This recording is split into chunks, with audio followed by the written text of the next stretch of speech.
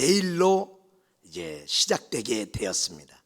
그동안 7차에 걸쳐서 우리 하나님이 새벽 축제를 통해서 세대 간의 연합, 그리고 그 시대 속에서 하나님이 우리 성도들에게 공급해 주시고자 하는 말씀과 귀한 응답과 하나님의 부어주시는 은혜가 있었습니다. 이번에는 제8차, 정말 여행 가고 싶어도 여행 가기에 여러 가지 버거운 코로나19의 상황 속에서 주님과 함께 여러분을 성지순례 여행으로 여러분을 이렇게 초청하게 돼서 너무 기쁩니다. 이번에는 우리 형제교회, 우리 교회 출신의 이천 지역에 개척한 우리 형제교회도 이 새벽 축제에 함께 하실 것입니다. 여러분, 첫날 중요합니다. 첫날부터 함께 하시되, 이 시대는 지금 우리의 뜻대로 우리가 애써도 살아가기에 힘든 버거운 세상 속에 살고 있기 때문에 하늘로부터 부어주시는 하나님의 은총, 이 은총이 필요한 때입니다. 여러분이 새벽마다 은총의 새벽 이슬을 맞으면서 성지 속에서 하나님이 주시는 은혜, 여러분이 경험하시기를 바라되, 우리 크리스찬들이 90% 이상이 성지순례를 못 가고 신앙생활을 마치고 이 땅을 떠난다는 것이에요.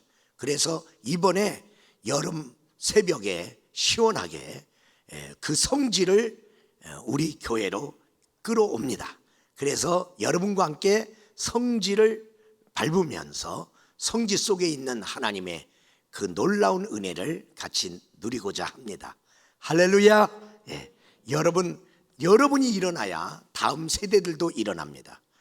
정말 우리 다음 세대들이 그들에게 굉장히 이후에 그들의 삶 속에 축복의 신앙의 자산이 될 겁니다. 내가 그 어린 시절에 부모님과 함께 새벽에 내가 하나님 앞에 갔다, 이게 얼마나 큰 그들에게 추억인지 모릅니다.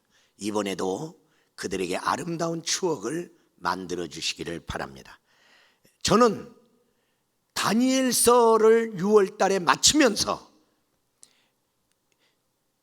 은총을 크게 받은 사람아 라는 제목으로 여러분과 함께 은혜의 말씀을 나누고자 합니다. 서론적으로 첫 번째 우리가 좀 생각해 봐야 될 것은 우리의 인생의 여정과 우리 신앙의 여정에 업다운이 있다는 것이죠.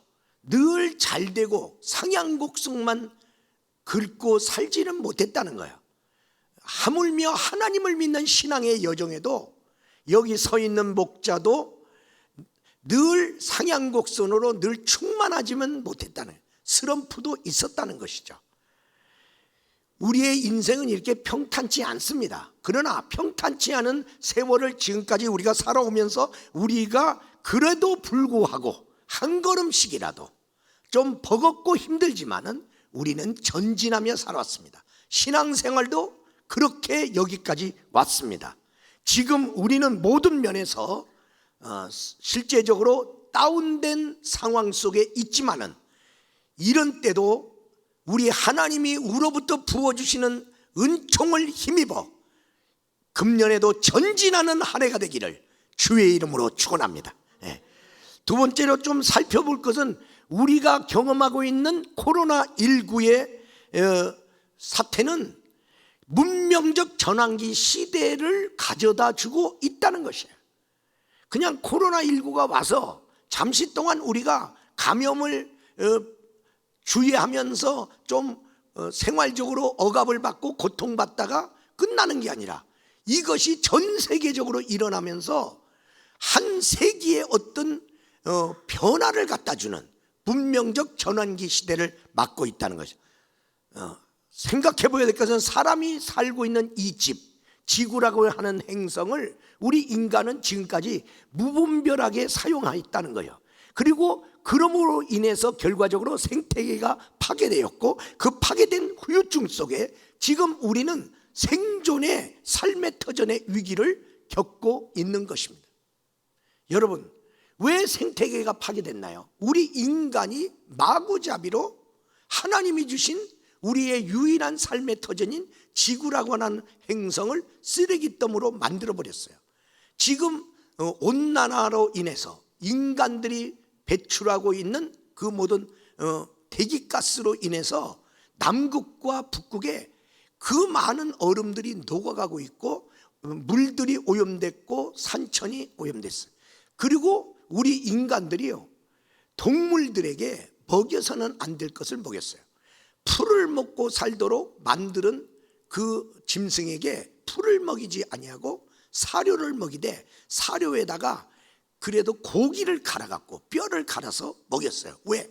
빨리빨리 자라라고. 그리고 더 이게 살이 더 많아지라고. 그래야 근수가 많이 나가야 돈을 벌으니까. 그로 인해서 우리가 경험하고 있는 게 뭐냐? 구제역병, 그리고 광우병을 우리 인간이 공격받았어요. 이번에 코로나19도 쥐나 박쥐로부터 있었던 그 병이 왜 인간을 공격하기 시작했냐?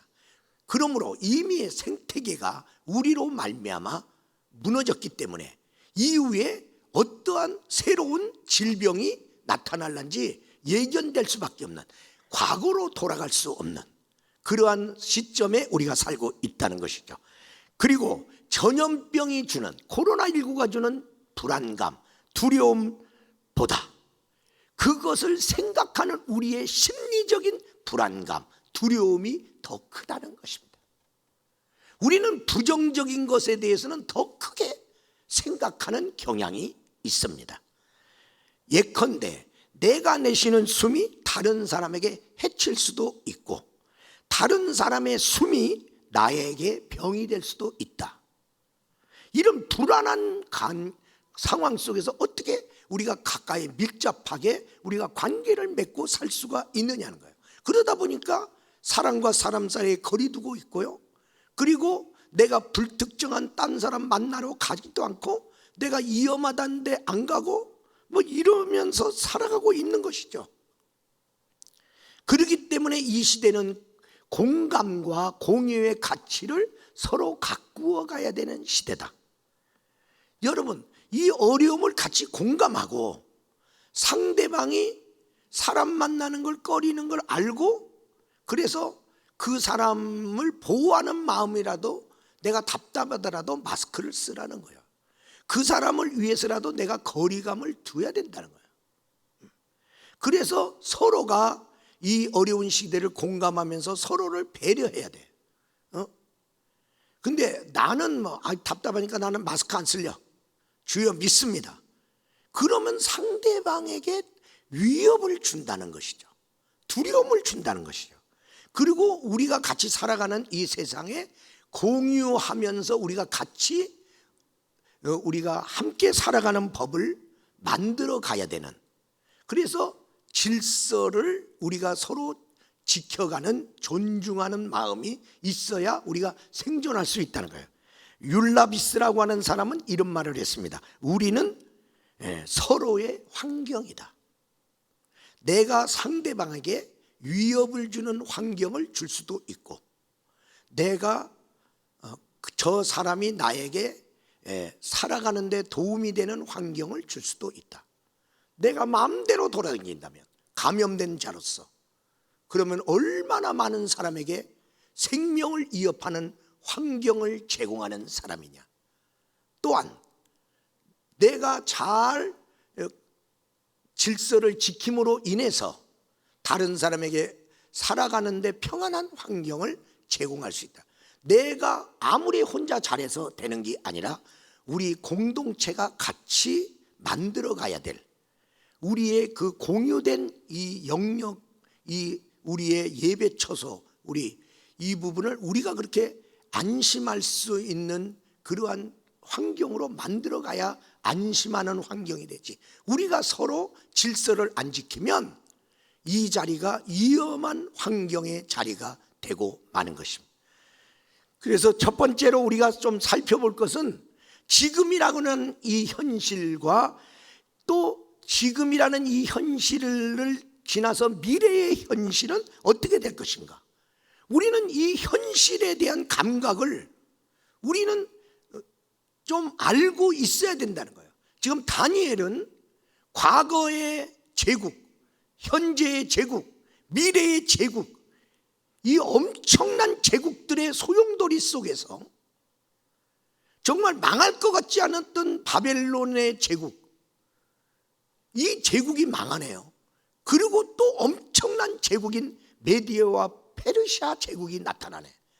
그리고 그 제국이 계속될 줄 알았더니 그 제국이 또 망하면서, 그러면서 헬라 제국이 나오고, 그러면서 그 헬라 제국이 또 급속도로 망하면서 알렉산드라라는 그 걸출한 대왕이 33세 예수님이 돌아간 그 나이에 갑자기 죽습니다.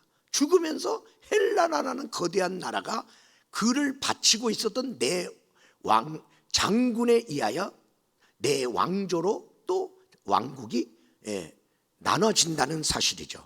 이러한 것들을 다니엘은 하나님이 보여주시는 환상과 자기가 직접 경험하면서 도대체 이 엄청난 상황 속에서 유대 민족은 앞으로 어떻게 되겠습니까? 그리고 나는 어떻게 되겠습니까? 내가 믿음 생활 하려고 그러는데 내 믿음 생활에 내가 이거 지장되지 않겠습니까? 제국이 바뀔 때 그 전환기적인 시대 속에서 그 제국에서 내가 살아남을란지 죽을란지, 더 믿음 생활하기에 좋을란지 나빠질란지. 그래서 다니엘서 9장 3절에는 그가 결심하고 기도합니다.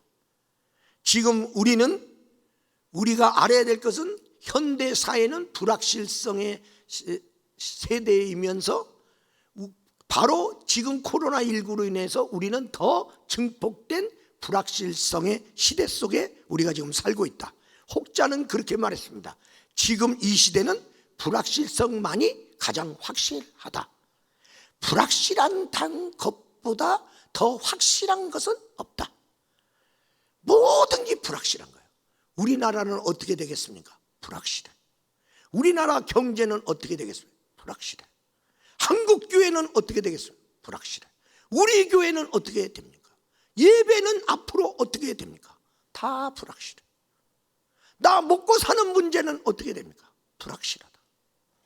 지금 우리는 코로나19 사태를 통해서 기존 질서가 급속도로 무너지고 바뀌어지는 이 전환기적 시대 속에 우리가 살고 있는, 다시 말하면 대면 사회가 비대면 사회로 급속도로 프로테지가 이쪽으로 넘어가고 있어요. 그러면서 온라인 쇼핑을 내가 해본 적도 없는데 이제는 배워야 되고, 배우면서 나도 온라인 쇼핑을 하고 있는 그런 모습들, 이게 이미 데이터로 나왔습니다. 그리고 택배 기사가 사람을 만나서 전달 잘 안 합니다. 가능하면 비대면으로 전달하기를 원합니다. 문자가 옵니다. 그리고 그 몇 시쯤 당신의 그 집 앞에 아니면 사무실 앞에 갖다 놓겠습니다. 갖다 놓고 딱 찍어갖고 핸드폰에 띄워주는 거죠. 그리고 갖다 놓은 증거를 보여줘. 나 만날 필요 없습니다. 서로에게 불편하다 이 말이야. 택배기사가 감염을 몰고 올란지, 택배기사가 만난 이 주인이 감염자인지 알 길이 없기 때문에 지금 이런 사회는 현실적으로 지금 적용되고 있는 것이다. 또한 우리는 예배하면 교회 와서 예배 시간에 예배 드리는 것 말고는 예배가 아니야. 우리는 예배를 그렇게만 알았어. 그래서 어떻게 하든지 이것을 사수하고 이 예배를 우리가 지켜야 된다, 이러고만 살았는데 코로나19 사태가 계속되네요. 그러면 이것만 예배냐? 그러면 지금 3부 예배가 지금 실시간으로 지금 중계되고 있습니다. 지금 온라인으로 예배드린 여러분도 주님의 이름으로 사랑하고 축복하는데, 온라인 예배를 드리는 성도가 있다는 거예요. 믿음이 약하든 여러 가지 삶의 환경 때문에든 어떤 모양이든 그 사람이 여기에 나오고 싶어도 못 나오는 어떠한 현실 속에서 그는 지금 온라인 예배를 드리고 있다는 말이에요. 그러면 온라인 예배로 드리는 예배는 예배가 아니냐? 우리가 그렇게 말할 수 있느냐? 정답이 없습니다. 아직. 지금 진행형입니다. 그러므로 인하여 가나안 성도가 자동적으로 증가하고 있어요. 가나안 성도가 누구예요? 교회 안 나가는 성도. 교회 안 나가면서도 나는 예수 믿는다는 거예요. 그렇게 사회가 지금 현실적으로 만들어지고 있다. 그리고 여러분, 신앙의 원리보다 생명의 원리, 안전의 원리가 우선되고 있는 현실입니다. 내가 신앙을 위해서 목숨 걸었던 사람 아닙니까? 신앙을 그렇게 가치 있게 여겼습니다. 예배 빠지면 큰일 난다고 생각했습니다. 그런데 아이고, 코로나가 막 움직인대요. 이거는 생명의 위협이 되는데 나가면 되겠어? 나가고 싶어도 그냥 목사님이 이해하시겠지. 생명의 원리가 신앙의 원리에 우선되고 있는 현실. 지금 이런 가운데 생명이 위협받는데 신앙을 꼭 고수해서 예배드리러 가야 됩니까? 라는 질문 앞에 이런 대답 저런 대답 지금 진행형입니다. 이때 다니엘서의 다니엘과 다니엘의 세 친구는 그들도 삶의 환경이 180도 바뀌었어요. 신앙의 공동체인 유대 나라가 사라졌어요. 근데 믿음은 지키고 싶어. 근데 우상의 나라에 와 있어요. 우상의 나라에서 신앙 지키기가 쉽어요. 회당이 없어요. 믿음을 지키려고 하면요, 우상에게 절 안 하면 자기는 죽어. 생명의 위협을 받는 거야. 그 나라에서는 믿음의 사람은 코셔라는 식품을 먹어요. 그런데 이 나라는 코셔 음식점 가게도 없어. 아무거나 먹어야 돼. 현저하게 생명의 위협과 그의 믿음을 순수하게 지키려고 하는 그것이 수포로 돌아가는 수밖에 없는 그때에 그들은 그 도전을 극복하면서 하나님 앞에 믿음으로 반응하죠. 우리들도 지금 그런 시대 속에 살고 있는데 나는 어떻게 반응할 것이냐는 것이죠. 노동의 종말, 소유의 종말이라는 책을 쓴 분이 있어요. 지금 그 두 책이 생각나는 시대입니다. 노동의 종말, 노동시장이 사라진다. 앞으로. 그 전에 우리가 돈 버는데 있었던 노동시장이 사라지는 거예요. 이전에 우리 젊은이들과 많은 한국 사람들이 좀 힘들고 어려워도 그래도 우리 한국 사람들이 다 직장을 들어갔어. 그런데 이제는 3D 직종이라고 그래갖고 힘든 거, 땀 흘리는 거, 내가 싫은 거 백수면서도 안 들어가. 그래서 다문화 가정, 외국인 노동자들로 채워졌어요. 바뀌었어요. 바뀌었는데 코로나가 왔나요? 얘들이 도망갔어요. 그럼 이거 농사를 누가 짓냐? 또 무슨 일이 생기면 얘들 또 도망가면 어떡하냐? 한국의 젊은이는 그걸 하려고 안 오고 얘들은 도망가고, 이 작물이라고 하는 것이나 어떤 일을 할 때 그게 시간 내에 그걸 다 빨리 수확을 해서 이거 매출을 창출해야 되는데 그러지 못하면 다 갈아엎어 버려야 되거든요. 야, 안 되겠다. 그래서 기계화로 돌아가는 거예요. 그래서 사람 믿어갖고는 안 되겠다. 그러면 기계가 비싸더라도 기계를 사. 그래, 기계가 많은 역할을 해줘. 그러면서 AI, 인공지능 기술이 있는 로봇이 발견되기 시작합니다. 골드만삭스라는 그 세계적인 그 유명한 회사에서 몇 년 전에 400명에서 500명 직원을 다 잘랐어요. 다 자르고 2명만 남겼어요. 거기에 있는 직원들은 다 유능한 인재들입니다. 아이브리기에 그런 대학을 다 나온 사람들이야. 세계적인 대학을 나와서 꿈꾸는 꿈의 직장이라고 골드만삭스 회사를 들어갔는데 이 사람들이 이제 더 이상 필요 없다. 다 잘렸어요. 2명만 남았어요. 누구? 로봇을 작동하는 사람, 그리고 AI의 인공지능 로봇으로 직원을 바꿨다. 여러분, 우리나라에 우리가 삽으로 일하다가 포크레인이 나왔을 때 얼마나 놀랬겠습니까? 지금은 포크레인이 아닙니다. 인간의 몇 배를 일할 수 있는 그러한 AI, 그런 4차 혁명 시대가 도래하고 있어요. 노동시장이 사라진다면, 인천공항에 그 공항을 운영하려면 얼마나 많은 사람의 인력이 필요합니까? 근데 인천공항에 여행 다니는 사람, 왔다 갔다 하는 사람도 없는데 그 많은 사람 월급 줘야 됩니까?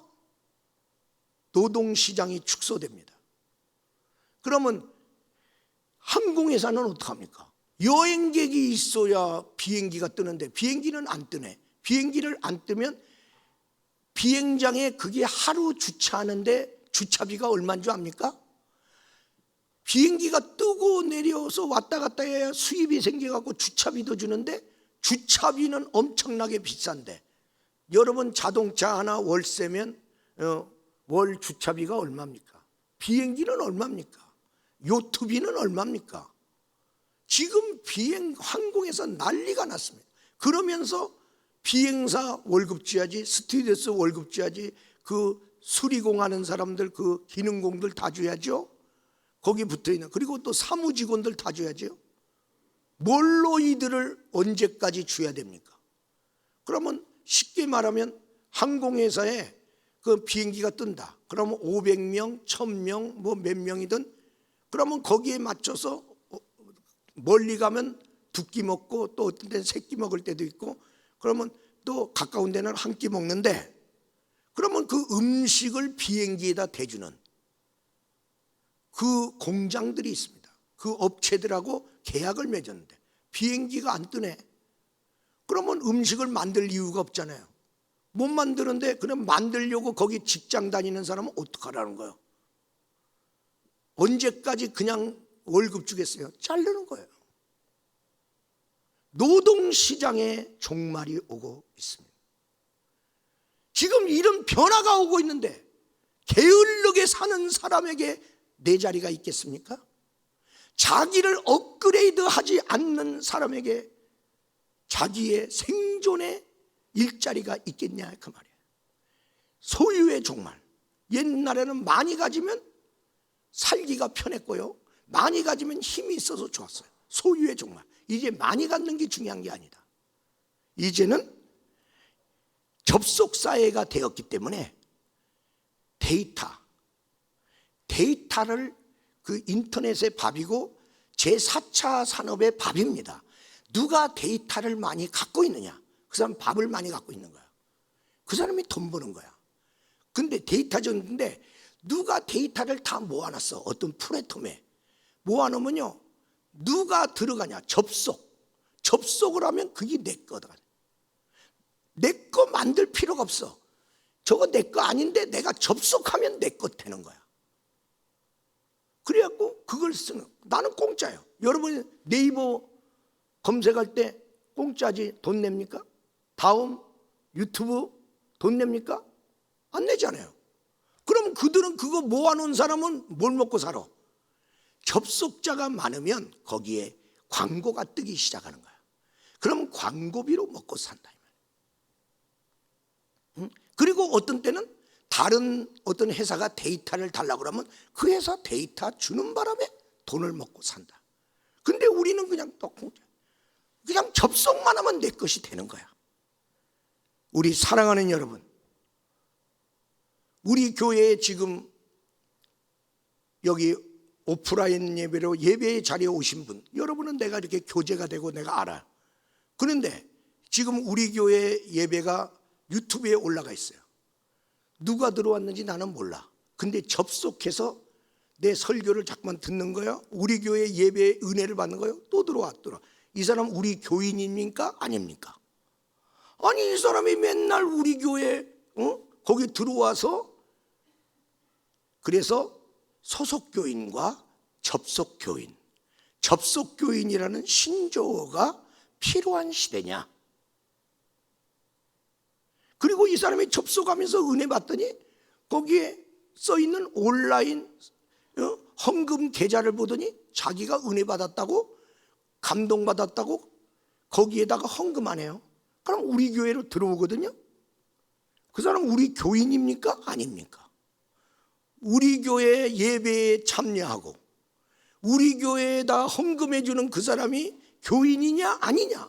그러니까 보이는 교인만 교인이고 안 보이는 교인은 교인이 아니냐. 이제는 그런 단순한 사고방식으로 우리가 성도를 또 봐서는 안 되는. 그래서 지금 선교사님들이 선교지에서 철수했습니다. 잠깐. 왜냐하면 선교지에 있어도 집회하지 마라, 모임 갖지 마라, 뭐 하지 마라, 아무것도 못해. 왜? 거기서 누가 감염이 되면요, 그 나라는 의료 체계가 약해서 감염이 확 돼버린단 말이야. 그러니까 아예 움직이지 못하게 하니 선교사가 일도 할 수 없으니까 지금 국내에 철수한 선교사가 많습니다. 오고 싶어도 거기서 또 안내 보내줘서 못 오는 선교사도 있습니다. 이런 사회가 지금 계속 변화가 일어나고 있는데 이 변화를 못 읽으면 어떡하냐. 그래서 어떤 분은 말했습니다. 유튜브가 앞으로 최대의 선교사가 될 것이다. 왜? 유튜브에다가 복음을 막 올려놓는 거야. 유튜브에다가 찬양을 올려놔. 어떤 교회가 찬양을 올려놨습니다. 찬양을 올렸는데 1억 뷰, 리뷰 1억 명이 접속했습니다. 그 교회는 유명한 교회 아닙니다. 그 교회는 다른 교회보다 큰 교회 아닙니다. 잘 모를 수도 있습니다. 그런데 그 교회 찬양 사역자가 찬양을 잘해. 그 찬양을 띄웠더니 1억 명이 봤다니까. 전 세계적으로. 여러분, 그 사람은 유튜브 시장을 그 교회는 장악했잖아요. 자기 교회에 이렇게 오는 성도는 몇 명이지만은 1억 명이 자기 교회에 영향받고 있단 말이에요. 찬양을 띄워놓든지 간증을 띄워놓든지 설교를 띄워놓든지 그 교회가 하는 어떤 좋은 걸 띄워놓든지 접속되면 갖고 가는 거다. 그래서 그걸 보다가 예수 믿고 싶으면 이렇게 등록하고 나오는 거죠.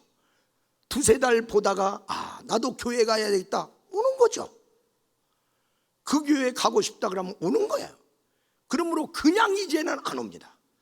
유튜브로 들어가든지 교회 홈페이지로 들어가든지 보고 오는 거야. 그러니까 그 전쟁이 시작되었다. 더 많이.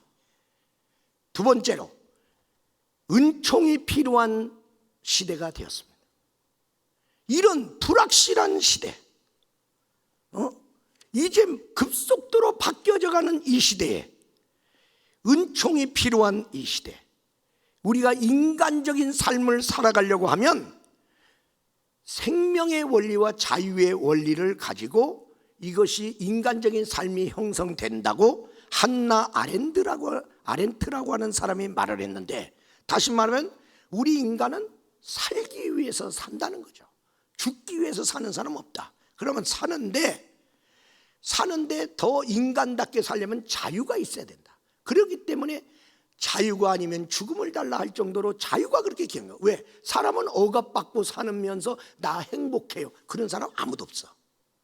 그러니까 자유가 있는데 생명의 원리에 위협이 될 때의 자유는 통제받아야 된다.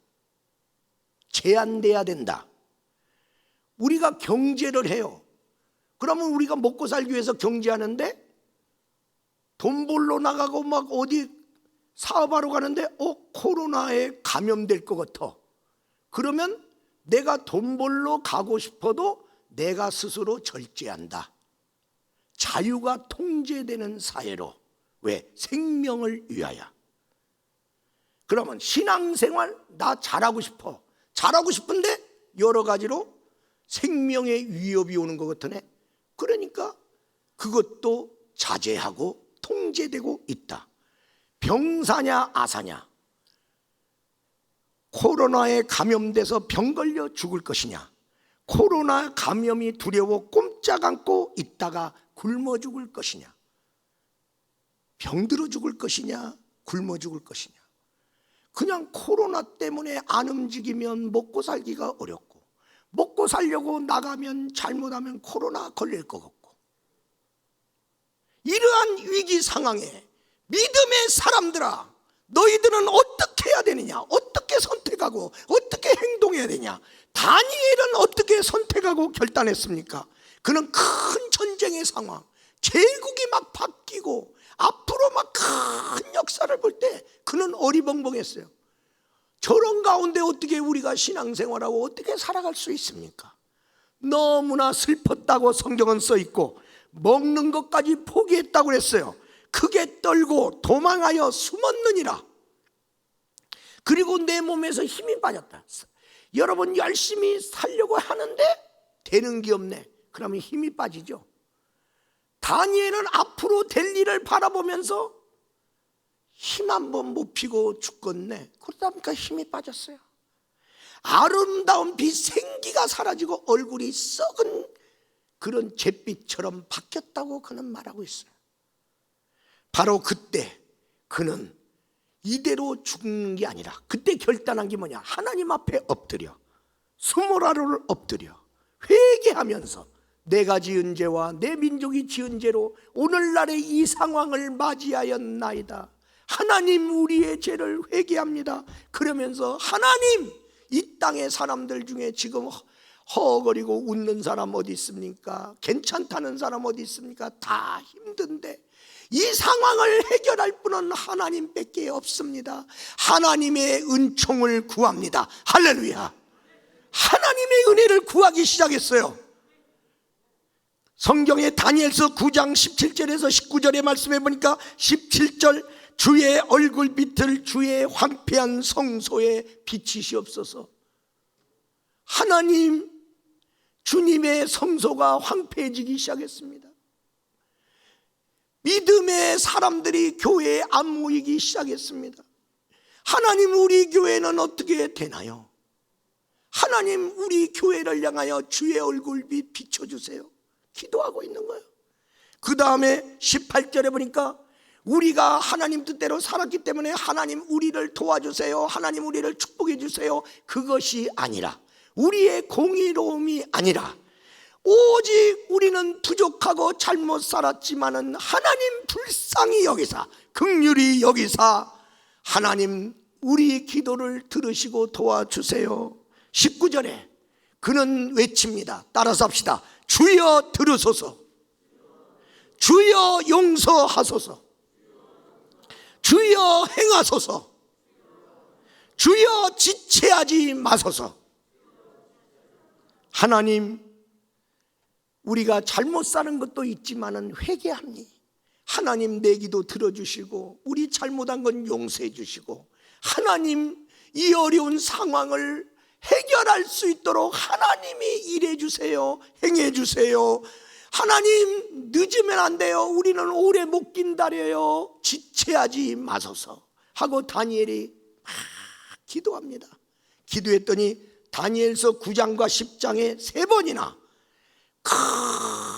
크게 은총을 입은 다니엘아, 큰 은총을 입은 사람아, 큰 은총을 입은 사람아, 네가 은총을 입었느니라. 하나님이 너를 그대로 두지 아니하고 은혜를 입혀주셨다는 거야. 다니엘이 크게 은총을 입음으로 그에게 나타난 삶의 결과가 나오는데, 첫 번째로 지혜와 총명을 하나님으로부터 받아서 이 앞으로 되는 이 현실, 불확실한 이 현실을 하나님이 다 정리해서 깨닫게 해주시는 은혜를 입었어요. 모르고 살라니까 힘든 거예요. 아까 심리적으로 불안한 거예요. 그런데 다니엘에게 네가 놀랬던 그 환상은 이런 거고 이래서 이렇게 진행될 거고 그리고 하나님이 그 가운데서 이렇게 일하실 것이다. 다 그러니까 정리가 되니까 마음에 안정감이 왔어요. 두 번째로 힘이 다 그가 은총을 입고 나니까 힘이 나서 일어났다고 다니엘서 10장 10절 18절에 써 있는 거예요. 하나님의 어루만짐의 은혜를 받을 때마다, 어루만질 때마다 힘이 조금 더 오고, 어루만질 때마다 또 힘이 더 오고, 어루만질 때마다 그래서 힘이 와서 일어났어요. 여러분, 큰 믿음의 용사였던 엘리야가 쓰러졌어요. 쓰러지고 나니까 막 이제 모든 게 살맛이 없고 죽고 싶은 마음만 있는데 천사가 40일 동안 그에게 떡과 물을 주면서 어루만져 줬더니 40일 만에 그가 굴에서 나와서 하나님의 사람으로서 그 다음 시대를 여는데 그가 후반전에 귀한 사역으로 쓰임받지 않습니까? 여러분, 이 어려울 시기에 힘들 때마다 하나님의 어루만짐을 받으시기를 주의 이름으로 축원합니다. 그리고 하나님의 은총을 잊고 나니까 다니엘서 10장 19절에 다니엘아 두려워 말라 평안하라. 야, 은총이 오니까 똑같은 상황인데 아까는 두려움으로 가득했는데 두려움이 사라지는 거야. 그리고 평안이 막 임재하는 거야. 하나님의 그 은총이 오니까. 왜? 천하 만물을 하나님이 만드셨어. 그 천하 만물을 만지신 그 하나님이 다니엘아 공중에 나는 새를 누가 먹이냐? 예, 하나님이 먹이죠. 내가 너를 먹이리라. 들의 백합화를 누가 입히느냐? 하나님이 입히시죠. 내가 너를 입혀주리라. 그러면서 너는 내 자녀가 아니냐? 너는 내 사랑받는 자가 아니냐? 내가 너에게 은총을 입혀줄 테니까 네 앞길 걱정하지 마. 인도해 줄게, 공급해 줄게, 지켜줄게. 할렐루야. 그러니까 평안이 확 오는 거야. 응? 천지를 돌보고 계시는 그분이 날 돌본다는 거야. 날 돌본다. 너 하늘의 별을 보느냐? 저거 누가 만들었니? 하나님이 만드시죠. 누가 지금 운행하고 있냐? 하나님이 운행하고 있죠. 저 바닷속에 있는 수많은 물고기를 누가 먹이고 있냐? 우리는 가짓수도 다 몰라. 하나님이 먹이시죠. 어찌 내가 너를 먹이지 않겠냐? 들에 놓여져 있는 저 동물들을 누가 돌보냐? 하나님이 돌보시죠. 내가 너를 돌보리라. 은혜를, 돌보심을 받는 은혜를 입어야 돼. 그래서 평안함이 오더니, 그러면서 하나님께서 그 은총 중에 다니엘아 강건하라, 강건하라, 강건케 하시는, 병이 너를 위협하지 못하도록 강건케 하시는 은혜가 왔고, 그리고 더 나가서 그는 다니엘서 11장 1절에 보니까 메디아의 왕 다리오 왕을 도와서 그를 강하게 했다. 내가 은혜를 입었고 내가 강해지니까 내 강하게 해주신 그 은혜로 다른 사람을 강하게 도와주더라. 다른 사람을 힘있게 도와주더라. 우리 사랑하는 성도 여러분, 여러분이 하나님의 은총으로 힘을 얻으십시오. 그래서 다른 사람에게 힘을 도와주십시오. 다니엘에게 그 은혜가 있어요. 재난에 대한 인식을 어떻게 하느냐, 재난에 대한 해석을 어떻게 하느냐, 접근 방식이 어떠냐에 따라서 이후의 삶의 방향이 달라질 것이고, 그리고 삶이 달라질 것이고, 신앙의 방향성, 시공간을 초월하는 그 하나님. 여러분 기억하세요. 골리앗 같은 그 무시무시한 대장군 누가 이겨? 이스라엘 땅에서 그를 이길 자가 누구냐? 아무도 없어. 아무도 없으니까 다 문장가 거러장같이 성문을 닫았고, 사울왕이 근검을 가지고 있으면 뭐해? 문 닫고 안 나와. 장군이 있으면 뭐해? 군사가 있으면 뭐해요? 골리앗하고 싸울 장사가 없어. 자기 집 앞마당까지 와갖고 큰 소리 쳐도 시끄러워도 입 다물게 할 사람 아무도 없어. 코로나가 우리 가정에도 들어올 수 있고, 우리 교회에도 들어올 수 있고, 이 나라에도 들어오고, 전 세계 누가 저놈을 잡느냐 이 말이야. 아무도 없어. 그때 성문 열고 나온 사람이 다윗이야. 다윗과 골리앗을 객관적으로 비교할 때 다윗이 골리앗을 이길 수 있는 확률은 0%, 1%도 없어. 그런데 어떻게 다윗은 골리앗 앞에 가느냐? 저 두려워서 다 문 닫고 있는데 그는 어떻게 나가느냐? 만군의 여호와의 이름으로 골리앗보다 크신 하나님을 앞세웠다 이 말이죠. 그 하나님을 앞세우니까 나갈 수가 있었어요. 그리고 하나님이 골리앗을 이겨주셨어요. 그 하나님이 이겨주신 그 은혜를 누가 누렸느냐? 그 크신 하나님을 믿어준 다윗이 먼저 누렸고, 다윗 때문에 이스라엘 백성이 누렸다. 오늘날 믿음의 영웅은 누구냐? 누구하고 싸우는 사람이 믿음의 영웅이냐? 이 나라를 위협하고 있는 잘못된 사상과 이 나라를 위협하고 있는 코로나19와 누가 믿음으로 싸워할 것이냐? 이 시대의 영웅은 누구냐? 질병관리본부장이었던 한 여성을 향하여 이 시대의 영웅이라고 그랬어요. 왜? 그는 코로나를 두려워하지 않고 앞장서서 싸웠잖아. 그리고 많은 참 혼란을 잘 극복하면서 모든 시스템을 잘 이끌어서 많은 사람들이 그를 자기가 스스로 영웅이라고 안 그랬어요. 딴 사람이 영웅이라고 그렇게 불러주기 시작했던 것입니다. 우리 사랑하는 여러분, 그러므로 결론적으로 말씀드립니다. 전환기 시대를 극복하는 삶의 능력은 은총이다. 세상적으로 풀어갈 수 없다면 하늘문을 열고 하나님의 도우심, 은총을 입어서 풀어가자. 이것이 바로 전환기 시대를 극복하는 능력이다. 여러분, 닫힌 공간 중심의 신앙만이 아니라 열려있는 공간의 일상생활까지도 확대하는 믿음 생활. 그래서 다니엘의 세 친구는 회당 하나 없는 바벨론에서도 믿음 지키고, 그들이 사자골 속에서도 하나님의 임재를 경험하고, 그리고 위협하는 가운데도 집에서 3번이나 기도하고, 그러면서 하나님과 함께 기도하고 응답받고 지혜받고 세상을 이기고 하나님의 영광을 드러내며 할렐루야! 제국이 바뀌어도 승승장구하는 놀라운 다니엘과 세 친구가 되었습니다. 여러분, 이 세대의 전환기적인 시대 속에서도 하나님과 함께, 다니엘의 세 친구와 함께 여러분, 우리도 승리하며 나아가기를 주의 이름으로 축원합니다.